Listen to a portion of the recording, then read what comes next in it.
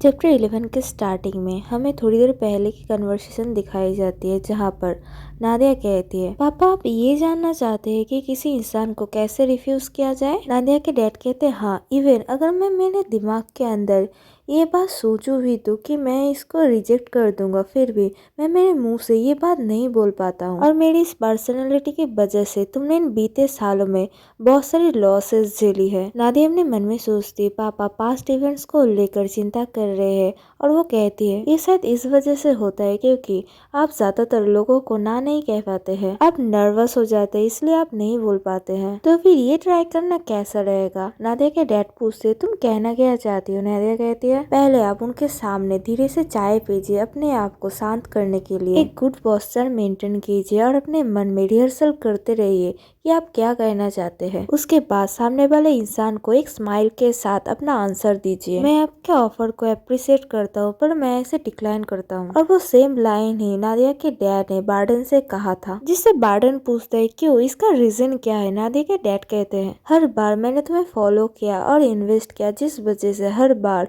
मैं लॉस में रहा। इसके लिए मैं तुम्हें ब्लेम नहीं कर रहा हूँ, पर मैंने ये रियलाइज किया है कि बिजनेस में मेरा कोई टैलेंट नहीं है। जिससे बार्डन कहता है, मेरे दोस्त, बिजनेस एक लक का गेम है, शायद इस बार सब कुछ ठीक रहे। और नादिया के डैड कहते हैं, नहीं, मैं इस बार इन्वेस्ट नहीं करूंगा और फ्यूचर में भी मैं इन्वेस्ट नहीं करूंगा।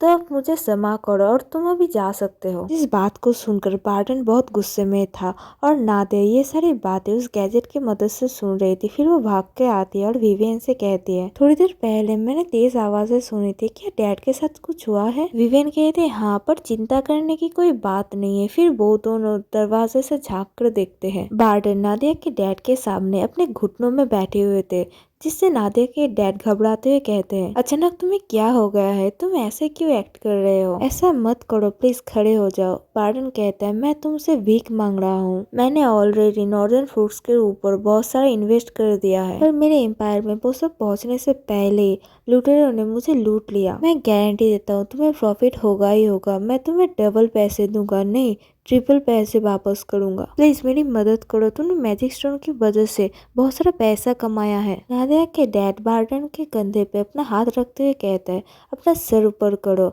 बार्डन कहता है, मैंने जैसा सोचा था तुम मेरी हेल्प करोगे। तो नादिया के डैड फिर से कहते हैं, मुझे माफ करो, पर मुझे नहीं लगता है कि मैं तुम्हारा मदद कर सकता हूँ। मेरे पास उस जैसा पैसा अभी नहीं है। बार्डन कहता है, तुम कहना क्या चाहते हो। तो तुमने उस पैसे का क्या किया जो तुमने मैजिक स्टोन की मदद से कमाए थे। नादिया के डैड कहते हैं, वो मेरा पैसा नहीं है, वो मेरी बेटी थी जिसने उन मैजिक स्टोन्स को ढूंढा था और हमने उन सारे पैसों को सभी के भलाई के लिए जमाया है। वो मनी पूरे हेस्ट टेरिटरी को बिलोंग करता है। बार्डन कहते हैं, हाँ, तो फिर क्या वो मनी तुम्हारा नहीं है, तुम हेस्ट टेरिटरी के लॉर्ड हो। नादिया के डैड कहते हैं, अगर मैंने उस पैसे से तुम्हारी मदद की तो फिर मैं एक भला इंसान होने का सिर्फ नाटक ही करूंगा। मैं हमेशा ही मेरे डॉटर के ऊपर रिलाई नहीं कर सकता हूँ। अब मैं एक रिस्पॉन्सिबल इंसान बनना चाहता हूँ। जिन बातों को सुनकर नादिया बहुत हैरान थी। बार्डन फिर से कहता है, तो फिर तुम्हारा पुराना फ्रेंड से ज्यादा तुम्हारा वो बेटी ज्यादा इम्पोर्टेंट हो गई। मैं तो ये समझ ही नहीं पा रहा हूँ, वो तो तुम्हारी रियल डॉटर भी नहीं है। क्या वो सच में तुम्हारी बेटी है। नादिया के डैड कहते हैं, तुमने अभी क्या कहा। बार्डन फिर से कहता है, क्या ऐसे एक लॉर्ड बनकर तुम्हें शर्म नहीं आती है। तुम्हें उसकी शादी कर देनी चाहिए और उसके बदले में एक मोटा पैसा लेना चाहिए, वो भी उसको इतने साल पालने के लिए। अगर मैं एक अच्छा मैरिज प्रपोजल लाऊं तो क्या तुम मेरे बिजनेस में इन्वेस्ट करना चाहोगे। एक 70 साल का बुढ़ा है, काउंट इरिस नाम का, उसके पास ज्यादा टाइम बचा नहीं है। क्या ये एक अच्छी अपॉर्चुनिटी नहीं है। जिन बातों को सुनकर नादिया के डैड बहुत गुस्सा हो गए थे और उन्हें गुस्से में देखकर नादिया और विवियन भी हैरान थी। और नादिया के डैड चीजें उठाकर बार्डन की तरफ फेंकने लगते हैं। बार्डन कहता है, ये तुम क्या कर रहे हो। नादिया के डैड गुस्से में कहते, तुम अपना मुंह बंद रखो। तुम ये कहना चाहते मैं मेरी बेटी को उस ठरकी बूढ़े को दे दूं। और बार्डन को गुस्से में मारने लगता है। और बार्डन कहता है, तुम इतना वायलेंट क्यों हो गए, वो भी अपनी एक नकली बेटी के ऊपर। नादिया के डैड कहते हैं, तुमने अभी क्या कहा, मुझे शर्म आ रही है। मैंने तुम्हें अभी तक एक दोस्त समझा था, अभी निकल जाओ मेरे घर से। बार्डन कहते हैं, ठीक है, मुझे सिर्फ निकलना ही तो है, मैं मेरा रिवेंज तो जरूर लूंगा, देख लेना। और नादिया अपने मन में सोचती है, अगर वो खुद से नहीं जाता तो मैं विवियन को कहकर उसे बाहर निकाल देती। उन्होंने सिर्फ उसे रिफ्यूज ही नहीं किया, उन्होंने तो उसे बाहर भी निकाल दिया। फिर नादिया के डैड नादिया को देखकर कहते हैं, नादिया तुम कब से यहाँ पर हो। नादिया कहते हैं, मैंने थोड़ी देर पहले लाउड वॉइसेस सुनी तो मैं ऊपर से नीचे आ गई। उसके डैड कहते तुम उन बातों का बुरा मत मानो, तुम मेरी खुद की बेटी और उससे भी बड़ी बात, मैं तुम्हें ऐसे किसी चीज करने के लिए फोर्स नहीं करूंगा जिसमें तुम्हारी खुद की मर्जी ना हो। प्लीज थोड़ा सा वेट करो, तुम्हारा ये पापा उसका फर्ज जरूर निभाएगा। जिस बात को सुनकर नादिया थोड़ी सी उदास हो जाती है और वो सोचती है ये दूसरी बार था जब मैंने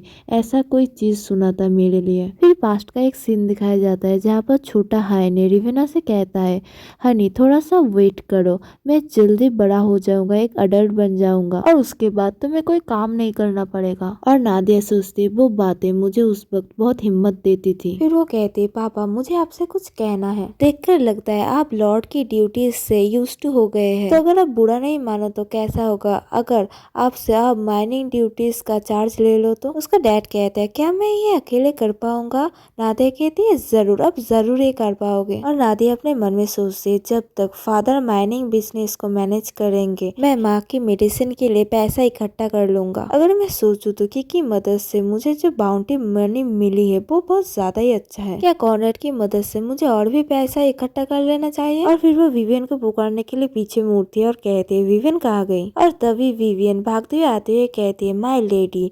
नादिया पूछती तुम वहाँ पर कब गई? विवियन कहती है वो भी इम्पोर्टेंट नहीं है, जल्दी बाहर चले, बाहर ड्यूक बॉल्डाइन आए हैं।